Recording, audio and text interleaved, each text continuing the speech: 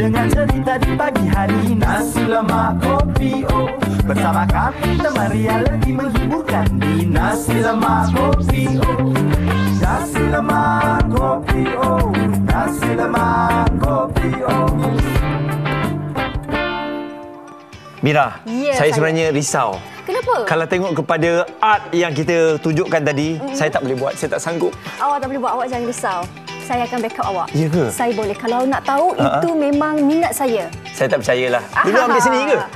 Tengok tangan pun tahulah. Ya. Assalamualaikum semua. Hai, selamat pagi. Apa khabar? Anda sedang menonton Nasi Lemak Kopi O bersama saya Mira. Dan saya Muaz. Jangan risau juga sebab tadi kita bukan nak masuk kelas seni. Bukan. Tetapi itu salah satu cabang seni yang sangat luar biasa. Siapa kata seni ni tak hebat. Kalau macam tadi kan, kita tengok miniature yang kecil-kecil tu, sekarang kalau nak jual pun dah ada harga tau. Dan harganya sangat tinggi ya. Bukan murah harganya. Betul. Okey, jadi kejap lagi kita akan tengoklah kalau betul Mira pandai buat. Saya nak cabar dia untuk buat miniature yang kecil-kecil tu. Boleh. Awak nak apa? Nak nasi lemak ke? Kuih tiaw goreng ke? Saya nak tembikai. Tadi awak saya nampak tembikai? saya nampak macam dia buat tembikai tadi dah. Saya buat versi yang tembikai yang dibelah dua. Okay. Nampak okey, tu nampak real kan? Tu miniature kecil tu lah. Betul, dan itu nanti kita akan tengok bersama-sama dan apa sebenarnya miniature ni dengan kaitan topik kita pada hari ini. Okay. Sebentar nanti ya. Alright, sebab tapi kita Mira boleh tak kongsikan dengan saya? Apa ni tu? ada satu kerisauan juga. Apa? Sebab ramai yang tanya sebenarnya untuk Raya Haji ni adakah hari Jumaat ataupun hari Sabtu? Okey, inilah dia cerita yang sebenarnya. Okey, di mana kita dah dengarkan semalam pengumuman Raya Aidiladha. Kalau sebelum ini kita tertanya-tanya berapa hari bulan, dan inilah dia, kita semua umat Islam di Malaysia akan sambut Aidiladha pada 7 Jun, iaitu bersamaan dengan hari Sabtu. Dah tiada lagi keraguan nak balik kampung hari apa, tak ada lagi. Baju raya beli ke tahun ni untuk kita Raya Haji? repeat je. Kalau wanita beli ke? Kalau kita of course beli. Sebab tapi lelaki kita lebih kepada nak melapah. Kan nak kurban tu. Jadi selalunya kita pakai baju biasa je lah untuk sembahyang raya tu.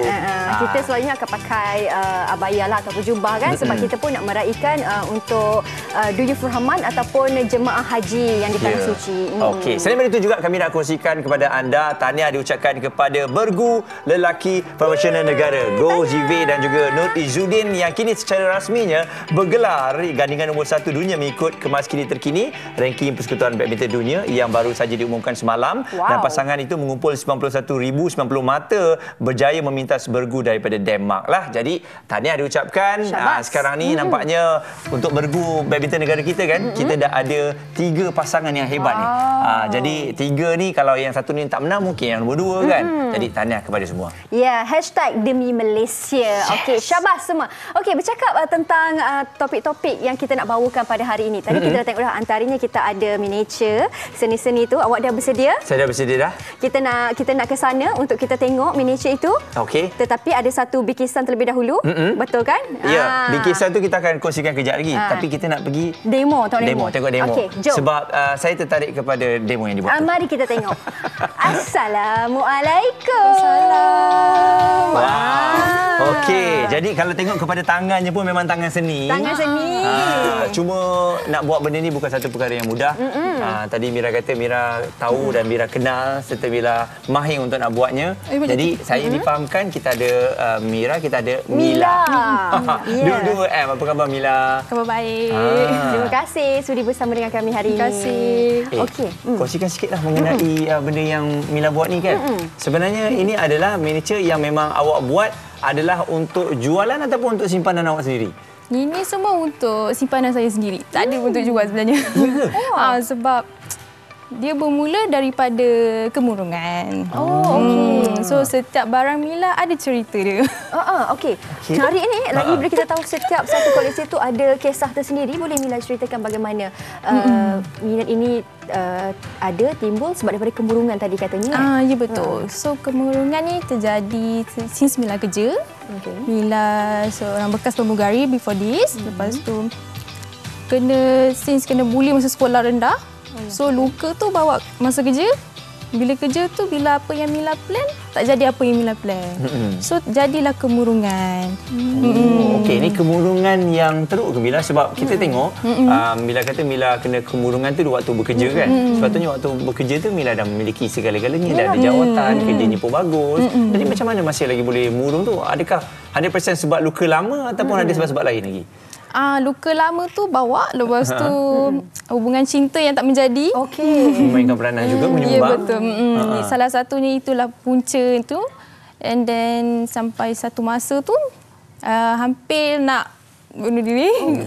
So since daripada situ Mila decide tak boleh. Mila kena bangun. Mila kata apa boleh Mila buat?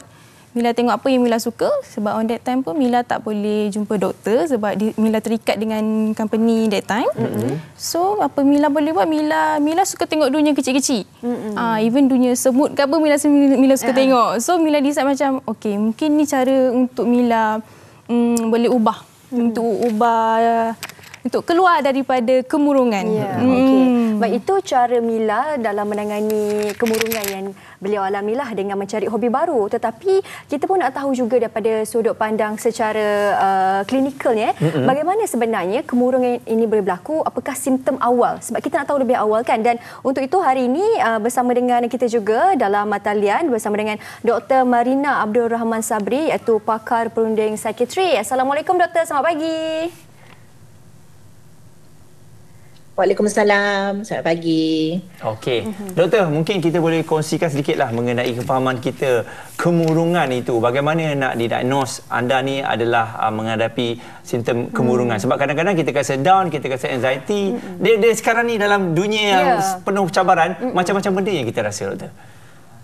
Okey. Saya rasa tugas untuk diagnosis tu tugas pada doktor lah. Tapi yang pentingnya untuk kita semua untuk kena pasti apa simptom-simptom yang awal yang kita ada supaya kita boleh dapatkan rawatan awal. Sebab tak semuanya perlu jumpa pakar psikiatri sebenarnya. Kalau awal-awal tu mungkin boleh pergi klinik kesihatan, jumpa kaunselor ataupun pergi jumpa klinikal psikologis lah. Okey. Jadinya tanda-tandanya biasanya yang saya akan beritahu pada pesakit-pesakit saya, satu, tanda pertama perubahan tidur. Itu yang paling awal akan berlaku lah, di mana kita akan mengalami perubahan tidur. So anda susah nak tidur ataupun akan tidur dengan banyak. Satu lagi petanda selera makan dan juga semangat. Saya rasa yang pernah mengalami pun tahu dia rasa macam tak bersemangat, rasa macam malas. Malas tu bukan malas dibuat-buat, bukan sengaja nak malas, tapi ialah bila you dah tak bertenaga, you rasa macam tak ada harapan. So of course lah, you tak ada motivasi. Perasaan malas tu dia datang because of otak tu sendiri beritahu yang you tak sihat. Because of the depression tu, kemurungan tu menyebabkan dia rasa tak bersemangat. Okey. Jadi kalau kita tengok Mila, apa yang doktor kongsikan tadi memang dah ada pernah awak alami lah. Alami ke? Pernah. Makanan Mila dulu tidur. Okey. Dia akan tidur, kita akan rasa macam buat apa lagi aku tengok dunia ni? Betul tak? So Mila tak nak ada rasa macam masalah dalam otak tu. Mila rasa macam okey, aku tidur. Tidur. Mila boleh tidur like 12 jam. Lebih pun ada. So Mila bangun hanya untuk bekerja. Okey. Tidur balik. Pernah tak bercerita kepada seseorang tu? Betul? Pernah. Mila pernah usaha cerita dengan kawan, even dengan parents, tapi kita tak boleh salahkan diorang. Diorang tak memahami apa yang Mila rasa. So Mila sendiri kena bertindak untuk berubah.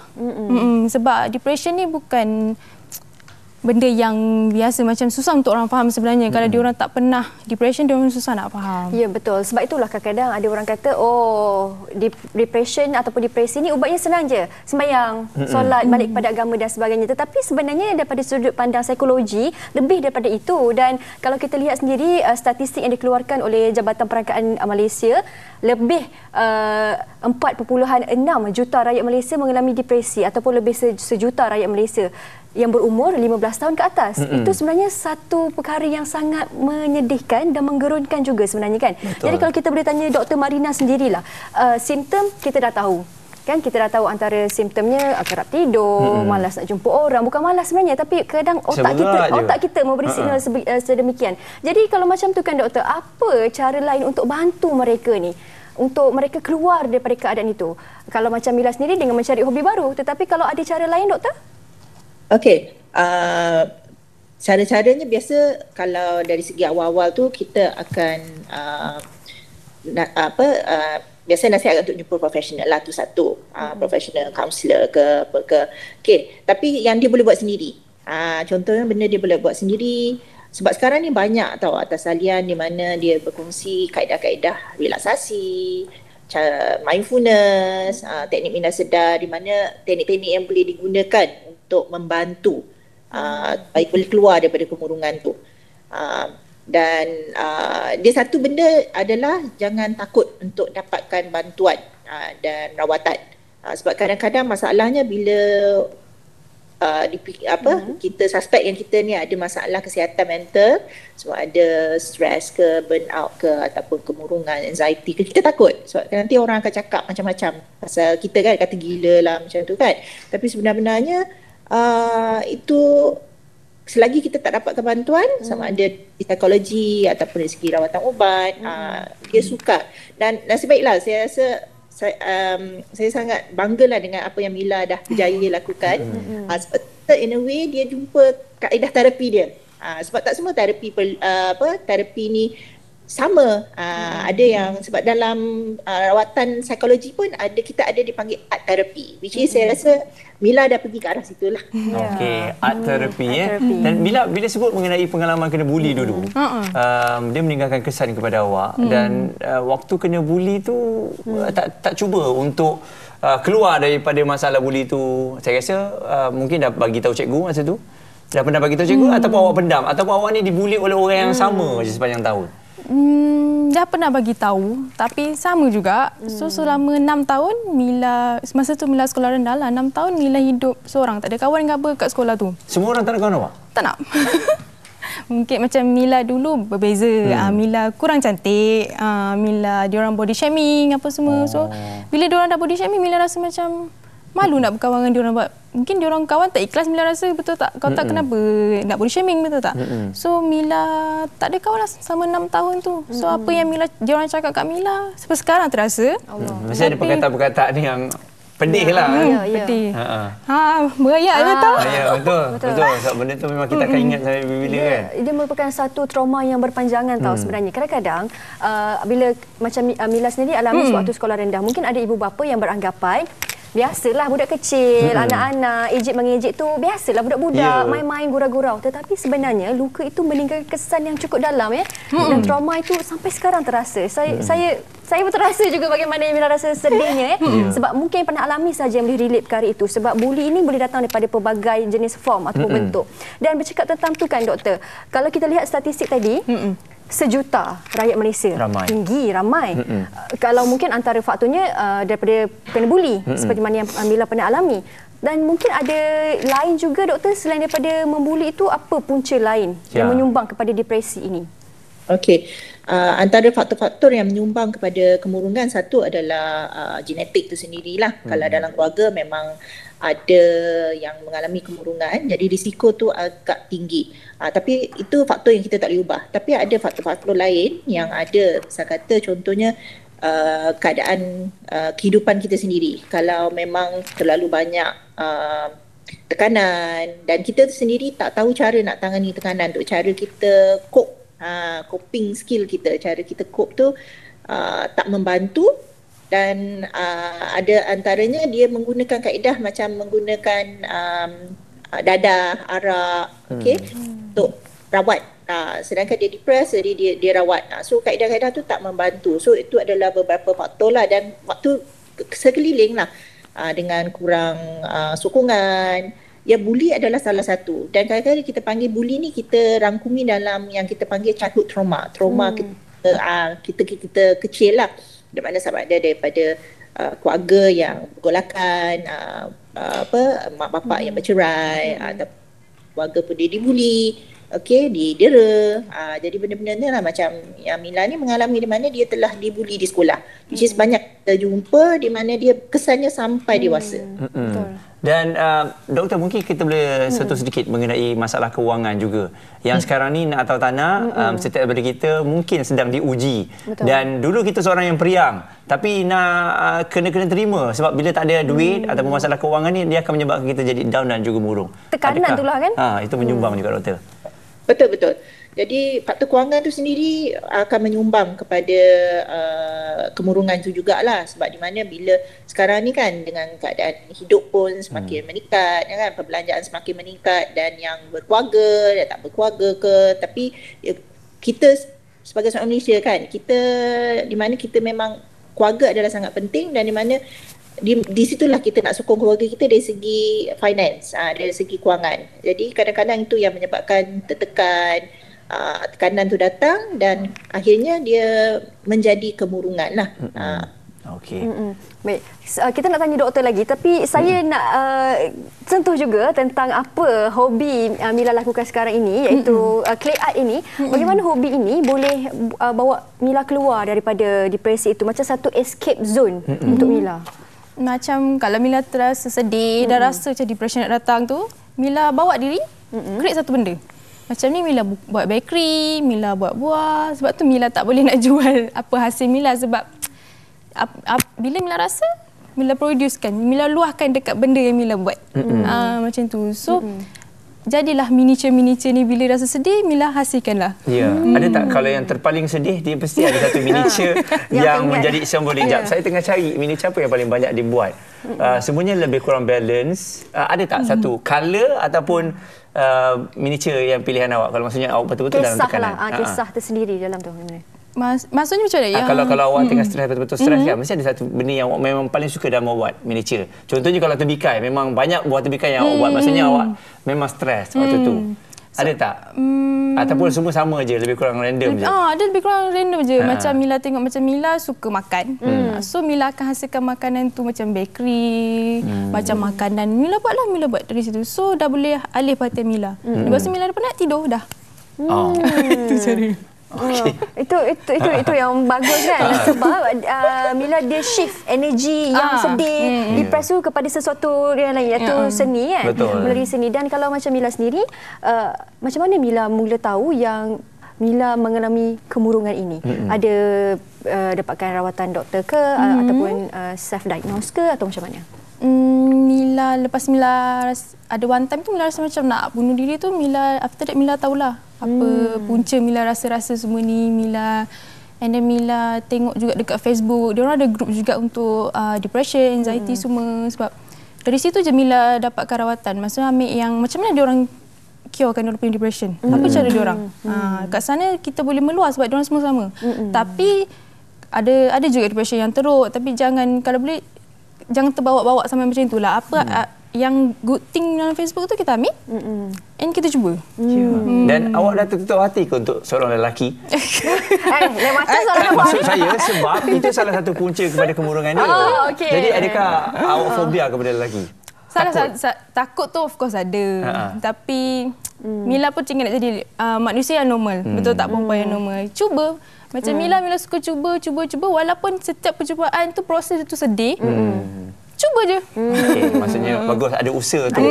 Dan doktor, pesananlah kepada semua yang sedang bersama dengan kita mengenai kemurungan ni, dan orang kena ambil tahu ni bukan perkara main-main. Kalau anak-anak kita sekecil-kecil, anak kita berapa tahun pun, kalau dia kata dia stres, dia murung, kita kena cakna mengenai perkara ini. Itu pertama. Dan juga kedua doktor, kalau mereka yang dalam in denial, aku okey. Aku takkanlah aku tak murung ni. Tengok muka aku senyum. In denial tu biasalah. Nak mengakui dia ada masalah kesihatan kan. Okey. Tapi biasanya kalau untuk parents lah, untuk ibu bapa, tengok dari segi perubahan tingkah laku lah. Perhatikan sama ada anak mula banyak menyendiri, ataupun makin nakal, makin cepat marah. Itu adalah salah satu penanda. Sebab kadang-kadang budak-budak ni dia bukan muncul dengan cakap sedih macam kita kan, boleh nampak sedih. Itu semua dia akan keluar dengan tingkah laku. Even orang pun sama juga, di mana kita tengok ada perubahan tingkah laku tak? Kadang-kadang dia tak nak ngaku, tapi kita pun boleh nak, dulu keluar, kenapa sekarang dah tak nak keluar? Benda-benda macam tu lah. Tapi biasanya bagi saya akan nasihatkan lah untuk keluarga, untuk kawan-kawan. Saya kata cuba nasihatkan, cuba pujuk untuk dia dapatkan sokongan rawatan lah. Rawatan tu macam yang Mila buat tu pun saya rasa bagus juga, sebab the fact that dia cari orang yang betul, dia carikan grup yang betul-betul boleh bantu dia. Berbanding dengan dia mencari tah mana-mana, jumpa ni, jumpa tu. Which is dia buat perkara yang membantu dia, tak dia membantu diri dia. Dia dapat bantu diri dia, dapat membawa dia keluar daripada kemurungan itu sendiri.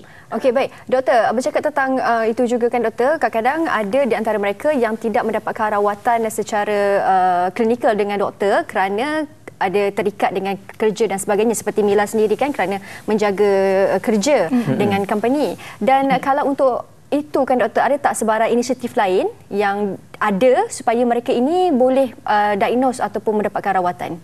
Okey, sekarang ni di dalam Kementerian Kesihatan, Malaysia, kita ada beberapa pilihan lah. Yang satu adalah, yang paling major adalah ke Jabatan Psikiatri lah. Di mana-mana hospital yang ada Jabatan Psikiatri, dia boleh dapatkan surat rujukan. Tapi dia sebenarnya semua klinik kesihatan di seluruh Malaysia boleh mendiagnose dan juga boleh merawat sama ada kemurungan, anxiety, mana-mana penyakit kesihatan mental yang ada, dia orang boleh merawat.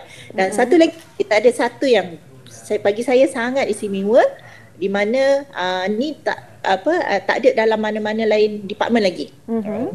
Psikiatri, di mana kita ada pusat komuniti kesihatan mental di seluruh Malaysia. Setiap hospital, saya boleh katakan hampir setiap hospital ada sekurang-kurangnya satu. Dan hospital yang saya bekerja sekarang pun kita ada satu yang dah dibuka buat pertama kali di UTC Johor Bahru. Baik. Doktor, terima kasih di atas perkongsian yang Doktor berikan. Dr. Marina Abdul Rahman Sabri, pakar perunding psikiatri bersama dengan kita pada hari ini. Jauh di Johor Bahru, tetapi itulah dengan ada teknologi dekatkan kita kan, untuk berkongsi mengenai isu kita pada hari ini. Ya, betul. Dan sebelum kita berakhir, sedikit last word daripada Mila untuk mereka di luar sana. Kalau perlukan bantuan, go for it. Dapatkan rawatan kalau perlu. Kalau betul-betul perlukan, go for it. Jangan pendam, jangan menyendiri. Benda tu sebenarnya lagi menambah lagi depression sebenarnya. Ya, betul. Baik. Itulah, semoga dipermudahkan segala urusan Mila. Muda orangnya, ceria orangnya. Semoga terus ceria. Dan ibunya ada bersama dengan kita di studio. Apabila doktor kata tahniah Mila berjaya keluar dengan hobi baru yang dicipta, ibu di belakang bertepuk tangan bersorak menunjukkan sokongan terhadap anaknya. Itulah support system penting. Seperti doktor katakan tadi, orang sekeliling kita memainkan peranan yang hebat. Okey, jadi untuk anda, kita nak bagi tahu, jangan lupa anda boleh stream ditonton bersama dengan kami di NKO. Dan juga kita ada banyak kandungan premium dengan bermula RM9.90 je. Jadi anda jangan lupa muat turun, tonton sekarang. Ya, betul, RM9.90 sahaja. Baik, kita pun nak berhenti berehat seketika kerana selepas ini kita ada perkongsian yang lain pula, iaitu Zulhijjah, Kurelakan Jiwa. Macam tajuk lagu. Macam tajuk lagu selepas ini hanya dalam Nasi Lemak Kopi O. Nasi Lemak Kopi O. Nasi Lemak Kopi O.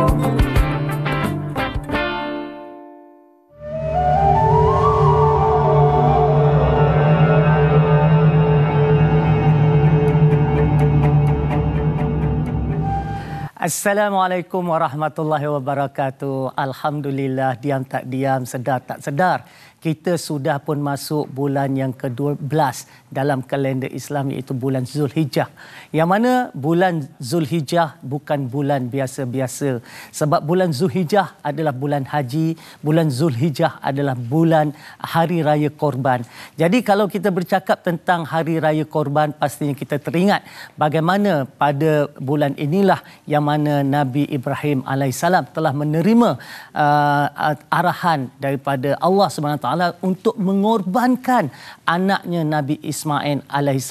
Dan yang menariknya, Nabi Ibrahim menerima perintah itu dengan hati yang terbuka, dan anaknya juga merelakan dirinya untuk dikorbankan dengan hati yang tenang. Dan inilah yang dikatakan pengorbanan bukan biasa-biasa, tetapi pengorbanan hati, pengorbanan jiwa. Dan apabila kita bercakap tentang bulan Zulhijjah, Allah Subhanahu Wa Taala sangat suka kepada 10 hari pertama dalam bulan Zulhijjah, terutamanya pada 9 Zulhijjah yang mana adanya puasa Arafah, yang mana puasa itu pahalanya sangat besar dan diampunkan dosa selama 2 tahun.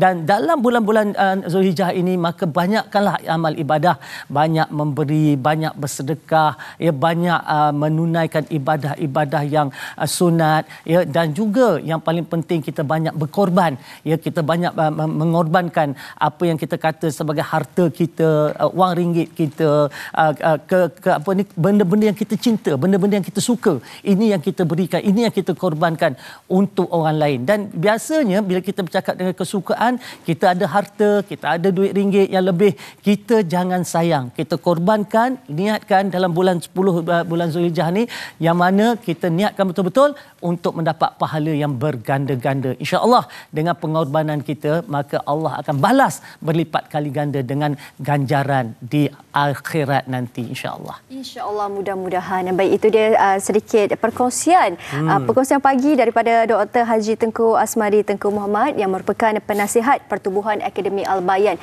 di mana kita bercerita tentang Zulhijjah kurelakan jiwa, kan. Bercakap tentang tu, kan, Doktor selaku penasihat untuk Pertubuhan Akademi Al-Bayan, kita tahu Akademi Al-Bayan ni fokusnya lebih kepada mualaf, kan, anak-anak mualaf. Tapi mungkin di luar sana nak tahu dengan lebih jelas lagi tentang hasrat penubuhan Akademi Al-Bayan itu sendiri. Sebab bila kita perhatikan banyak madrasah ataupun pusat-pusat tahfiz yang dibangunkan yang difokuskan kepada golongan asnaf, anak yatim, orang susah dan sebagainya. Tetapi tidak banyak yang fokus kepada anak-anak mu'alaf. Sebab mu'alaf ni, kita tahu perkataan mu'alaf ini makna mereka yang baru masuk kepada Islam, yang baru kembali kepada Islam. Jadi mereka ini tidak ada ilmu yang cukup, kepakaran yang cukup untuk membesarkan anak-anak mereka dalam suasana ilmu Islam yang betul.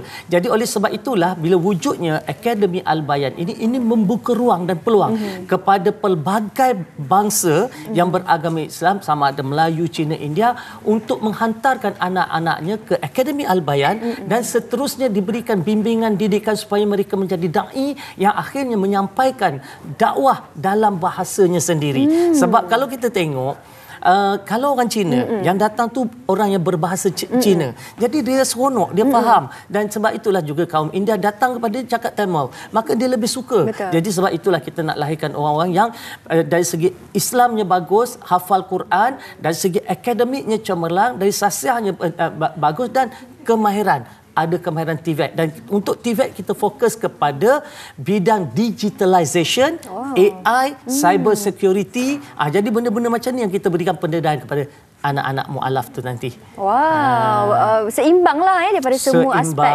Seimbang. Memang beruntunglah. Yeah. Memang beruntunglah. Sebab tu kita fokuskan kepada anak-anak mu'alaf ni supaya mereka menjadi anak-anak mu'alaf yang mempunyai kualiti dunia. Baik. Dan bercakap tentang tu, kan, Doktor, untuk Akademi Al-Bayan sendiri pastinya sudah mendapat kelulusan daripada pihak berwajib dan juga pihak berkuasa untuk menjalankan ataupun untuk mengadakan sumbangan ni. Sebab itulah concern ataupun perkara yang kami titik beratkan daripada awal. Sebab kita belajar daripada organisasi-organisasi yang banyak menjadi isu sebelum ini. Jadi kita tidak mahu Akademi Al-Bayan melalui fasa yang sama, iaitu lepas tangan. Jadi sebab itu daripada awal bila kita nak minta sumbangan, kita menghadap dengan Majlis Agama Islam Melaka. Kita minta permit, kita minta memohon kelulusan untuk mendapatkan sumbangan. Dan bila kita mendapat kelulusan daripada Majlis Agama Islam, mereka tak lepas tangan. Mereka akan jalankan audit, mereka akan tengok progres, mereka akan turun padang, mereka tengok perkembangan. Jadi ini memberikan ketenangan jiwa kepada penyumbang-penyumbang kita dan keyakinan. Sebab itulah penyumbang-penyumbang di Akademi Al-Bayan ini kebanyakannya adalah penyumbang-penyumbang yang berulang. Dia dah bagi sekali, dia bagi lagi. Dia bagi sekali, bagi lagi. Kenapa? Sebab dia tengok progres. Mungkin kalau kita tengok penyumbang-penyumbang yang peringkat awal dulu, ketika founder kita Ustaz Dr. Nur Muhammad Hadi keluar dulu, masa tu dia bercakap, dia minta sumbangan, masa tu hanya hutan. Kan, hutan tak ada apa-apa. Kemudian dia tengok tanah ditolak. Kemudian dia tengok macam mana tiang dipasang. Dan hari ini kita tengok macam mana bangunan tu dinaikkan. Dan insya-Allah sedikit masa lagi dan sebelum hujung tahun kita dapat lihat bangunan itu siap, insya-Allah. Dan ini adalah tanda bahawa kita memang sangat menghargai pemberian sumbangan orang ramai dan kita tunjukkan progres ini dari semasa ke semasa. Sebab tu dengan munculnya Al-Bayan di kaca televisyen setiap minggu, bermakna penyumbang dapat lihat setiap minggu. Kan selain daripada dia boleh tengok daripada website apa, dia boleh tengok macam mana gambar-gambar yang paparkan. Oh, dulu lain, sekarang dah lain pembangunannya. Dan bercakap tentang pembangunan itu, sekarang ni dah berapa peratus dah fasa siap tu? Dah lebih 70%. Wow, okey. Dah lebih 70%. Sedikit saja lagi. Untuk itu adalah untuk fasa pertama yang melibatkan masjid, kemudian asrama, kelas dan juga bangunan pengurusan. Dan selepas itu kita dah dapat tanah-tanah yang sekeliling yang kita akan buat pembangunan fasa yang kedua. Okay. Dan sumbangan tak mahal pun. Hanya RM100 untuk satu kaki persegi. Jadi kalau kita ada RM100 hari ni, kita keluar, RM100 ni kita keluar berbelanja, beli apa ni, makanan-makanan sikit pun dah habis. Betul. Pergi pasar pun hari ni RM100, kalau dulu kita boleh dapat satu bakul penuh, RM100 tak nampak apa kan. Jadi kalau kita beri kepada sumbangan, kepada infakkan kepada Al-Bayan, maka ia dimanfaatkan. Dan janji Allah bahawa RM100 itu akan dilipat gandakan. Kan? Jadi sampai 700 kali ganda kan. Jadi inilah yang kebaikan apabila memberi sumbangan. Ya, dan saya dimaklumkan juga dijangkakan pengambilan pelajar akan bermula pada tahun 2026 nanti. Betul, betul. Ya, kita jangkakan dalam penghujung 2026 lah. Dan dalam masa yang sama, sekarang ni kita kan pesta buku dan Akademi Al-Bayan juga kita ambil booth di sana. Okay. Dan kita jemputlah kepada sesiapa yang nak tahu tentang Akademi Al-Bayan, kalau siapa yang sedang ada di pesta buku, singgah di Reruai di Al-Bayan ni di tingkat 4. Di tingkat 4 dan boleh dapatkan promosi buku yang secara pada harga istimewa. Ya, seperti mana yang terpapar di kaca televisyen sekarang ni. Ya, jangan lepaskan peluang dapat buku Haji Mabrur, Impianku dan Terimalah Korbanku. Dan juga untuk mereka di luar sana yang ingin sama-sama untuk berinfak dan juga menjadi sebahagian dengan usaha ini dan juga nak tahu dengan lebih lanjut perkembangan terkini, bagaimana caranya, Doktor? Okey, boleh terus transfer kepada akaun Maybank yang tertera di bawah tu, kan? Ataupun boleh pakai QR code untuk scan untuk menyumbang. Dan kalau nak tahu perkembangan semasa, boleh juga scan QR code yang terpapar sekarang ini, academyalbayan.com, maka kita akan dapat tahu apakah aktiviti perkembangan semasa yang ada, dan ini akan memberikan penyumbang-penyumbang kita keseronokan. Dia kepuasan sebenarnya dalam menyumbang ni. Ya, kita kalau kita menyumbang dah bertahun-tahun, kita tengok apa progres, apa perkembangan, kita tak tahu, kita pun akan jadi ragu-ragu tau. Tapi bila kita menyumbang sesuatu yang kita dapat lihat progres, ada laporan yang diberikan, maka ini akan memberikan kita keyakinan seronok menjadi penyumbang. Ya, insya-Allah, mudah-mudahan. Dan itulah yang kita perlu lakukan, terutama sekali di dalam bulan haji ni, bulan Zulhijjah ini, untuk kita merelakan jiwa kita, korbankan sebahagian daripada harta kita untuk mendapat kebaikan dan juga manfaat di hari ke depan nanti, insya-Allah. Baik, terima kasih diucapkan kepada Dr. Haji Tengku Asmadi Tengku Muhammad selaku penasihat pertubuhan Akademi Al-Bayan. Terima kasih, Doktor. Terima kasih kembali. Sebelum kita berhenti berehat, kita nak saksikan terlebih dahulu satu bikisan yang disediakan. Jom kita lihat. Inilah Akademi Al-Bayan. Sekarang ini saya berada di tapak pembangunan Akademi Al-Bayan. Inilah Masjid Tiga Budaya, menggabungkan budaya Melayu, Cina dan India. Falsafahnya, ketika mana mereka memasuki ruangan solat, mereka akan menyembah Allah yang Maha Esa. Marilah sama-sama kita berinfak ke tabung pembangunan Akademi Al-Bayan bagi melahirkan para da'i mu'alaf untuk mereka berjuang dan berdakwah di jalan Allah Subhanahu Wa Taala. Sekarang ini peluang yang sangat besar untuk kita buat saham akhirat dengan kita membeli dan mewakafkan tanah satu kaki persegi RM100. Ayo sama-sama kita memperbanyakkan pahala dan ganjaran di sisi Allah. Semoga ia menjadi saham akhirat kita di sana nanti. Akademi Al-Bayan, satu agama, pelbagai bangsa. Nasi lemak kopi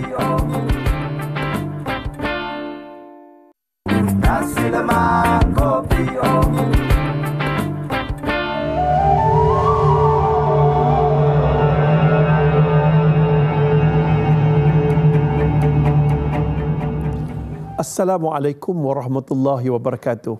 Alhamdulillah kita hidup lagi bila kita hidup, jangan lupa 4S. S yang pertama, senantiasa syukur pada Allah. Kerana orang yang telah mati merayu-rayu pada Allah untuk dihidupkan kembali. Tetapi yang hidup asyik stres, tak nak bersyukur, berterima kasih pada Allah. Worst situation, you still have a life to live. Seburuk-buruk keadaan, kita masih ada hidup yang perlu kita syukur dan teruskan. Yang kedua, tanda kita bersyukur, solatlah. Pujuklah hati kita melakukan solat walaupun kita masih ahli maksiat.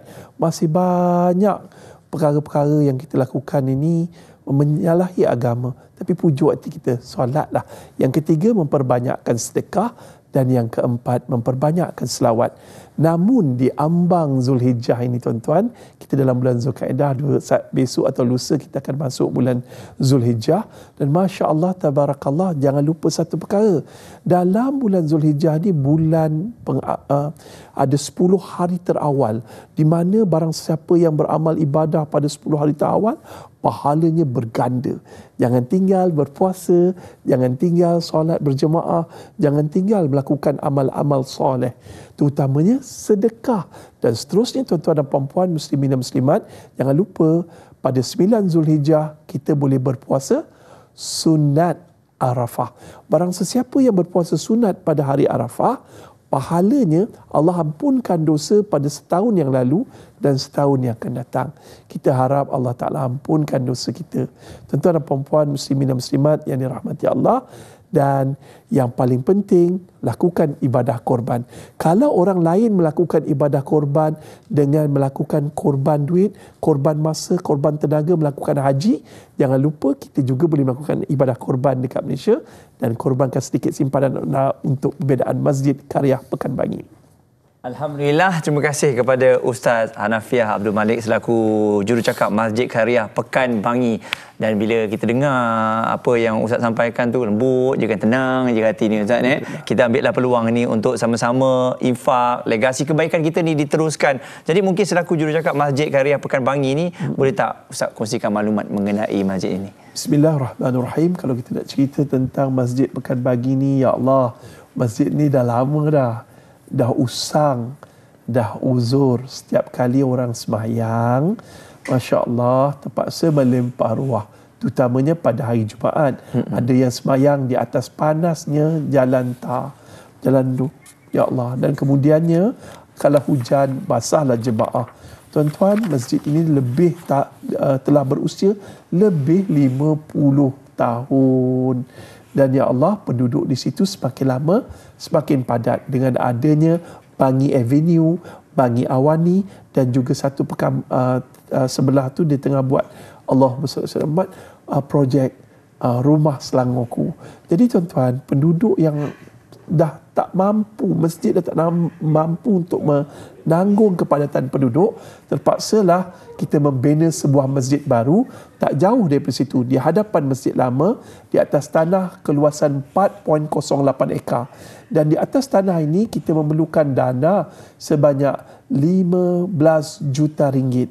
Dan setakat ini terkumpul 2.5 juta ringgit. Terima kasih. Tuan-tuan boleh scan QR code yang tertera dan sumbanglah seberapa yang ada. Ustaz nak selit sikit satu hadis Nabi Muhammad SAW yang bermaksud, bila mati anak Adam, terputus segala amalan kecuali 3 perkara. Pertama, sedekah jariah. Kedua, ilmu bermanfaat. Ketiga, doa anak yang soleh. Sedekah jariah. Kenapa dah tunggu mati baru kita nak menyesal tak sedekah? Sebagaimana dirakamkan dalam surah Al-Munafiqun ayat 10. Orang yang mati berkata, Ya Allah, andai kau tangguhkan ajalku, nescaya aku ingin bersedekah. Dah mati. Sekarang tuan-tuan, scan QR code sekarang. Tolong tuan-tuan, yang kita nak bina ni bukan kelab malam ke pusat-pusat hiburan, tetapi yang kita nak bina ni rumah Allah. Selama mana Masjid Karyah Pekanbagi yang baru ni terbina, orang solat di dalamnya, pahala mencurah-curah masuk ke dalam akaun kita. Bayang, masjid yang baru ni tuan-tuan, kita boleh memuatkan 3,000 hingga 3,500 jemaah dalam satu-satu waktu. Jadi bayangkan pahala mencurah-curah masuk ke dalam akaun kita. Yang kedua, tuan-tuan dan puan-puan, ilmu yang bermanfaat. Di Masjid Karyah Pekanbagi ini dia akan ajar ilmu yang bermanfaat. Masjid lama dijadikan pondok, dijadikan sekolah agama, dan masjid baru ni dia akan ajar ilmu-ilmu. Ada orang terima hidayah dengan ceramah perdana, orang berubah, kita pun dapat sahamnya. Dan yang terakhir, doa anak yang soleh. Jom kita jadi anak yang soleh pada pagi ini dengan berinfak, berwakaf untuk arwah ibu dan ayah kita yang dah meninggal dunia, untuk pembinaan Masjid Hariah Pekan Bagi. Kadang-kadang tolonglah anak-anak hari ini jauh sangat, bergaduh bila ibu dan ayah dah meninggal dunia, berpecah belah, berebut harta pusaka.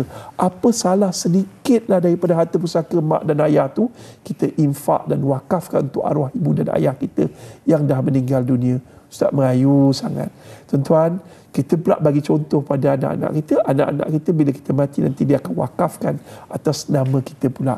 Jadi tuan-tuan dan puan-puan, tuan-tuan menonton nasi lemak kopi O pagi ni, betul, Ustaz, bukan satu kebetulan. Tapi ianya takdir dari Tuhan. Jangan lepaskan kesempatan untuk berinfak sekarang untuk pembinaan Masjid Karya Pekan Bagi. Kami menantikan, kita agak sedihlah kutipan, kita baru dapat 2.5 juta, kita perlukan lebih kurang 12.5 juta lagi untuk siapkan ni. Kerja-kerja tolak tanah dah berlaku. Tanah yang seluas 4.8 ekar tu telah ditolak, dan insya-Allah kita akan binakan sebuah komplek yang cantik, masjid, dan kemudiannya kemudahan-mudahan untuk parking dengan lebih mudah. Betul. Agar para jemaah dapat rasa keselesaan, kita dapat sahamnya di akhirat nanti. Ni grafiknya Ustaz. Ni grafik. Lakaran insya-Allah yang akan siap nanti.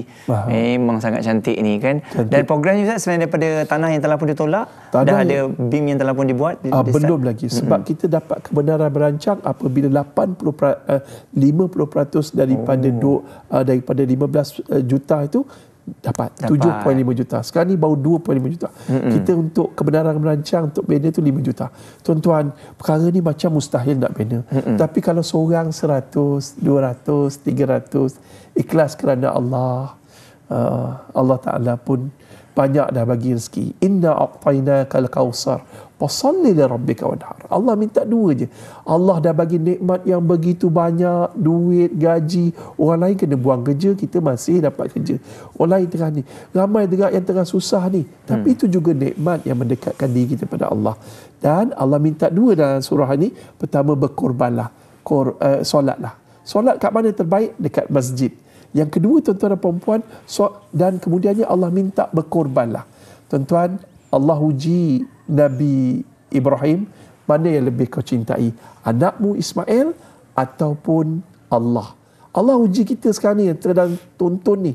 Mana yang lebih kau cintai, Hanafi? Wang simpanan atau Tuhan?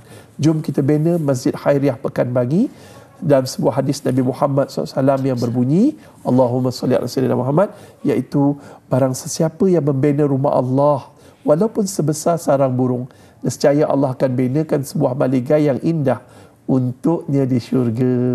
Wallahu InsyaAllah. Ini adalah tadi kita kongsikan visual masjid lamanya, dan kita nak beralih ke masjid baru insyaAllah.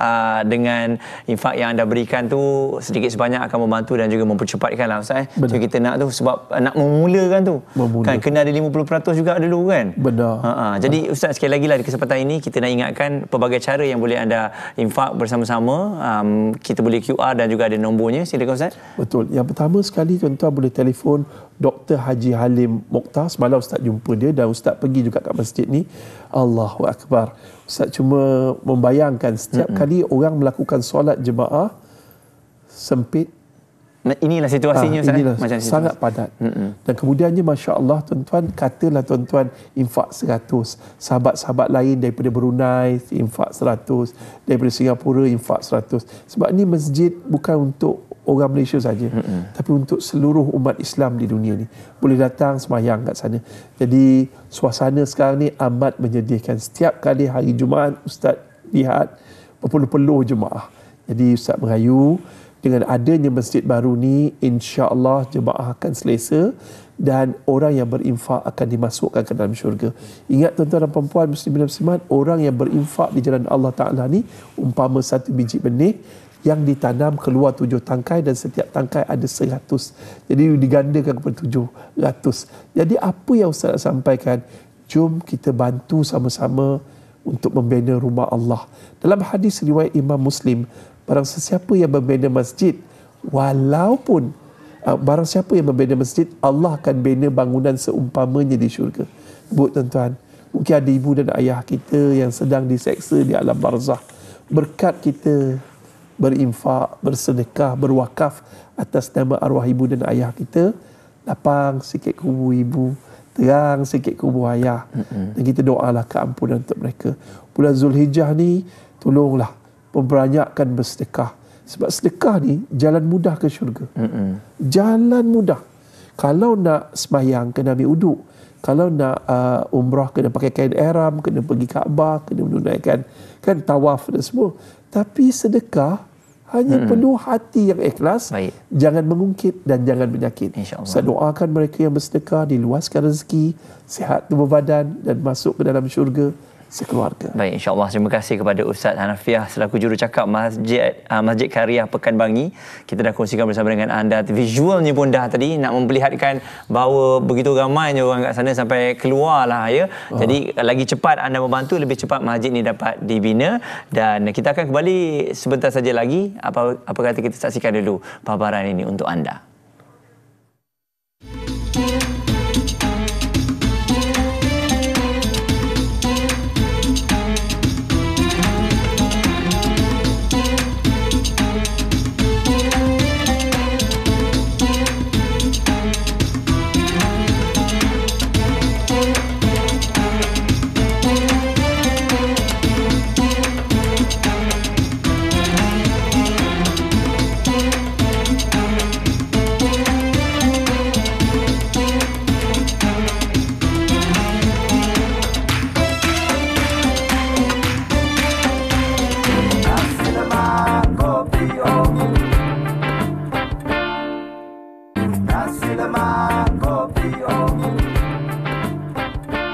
Kembali bersama dengan Double M, Mira dan juga Muaz. Hari ini bersama dengan anda. InsyaAllah banyak yang kita kongsikan tadi, Mira. Banyak sebenarnya topik-topik yang menarik kan. Dan antaranya yang tadilah topik di awal tadi tentang depresi itu. Mengenai kemurungan kan. Saya tunggu juga manalah yang Mira nak buat tadi. Dia punya clay art dia tu. Tak nampak pula hasil dia.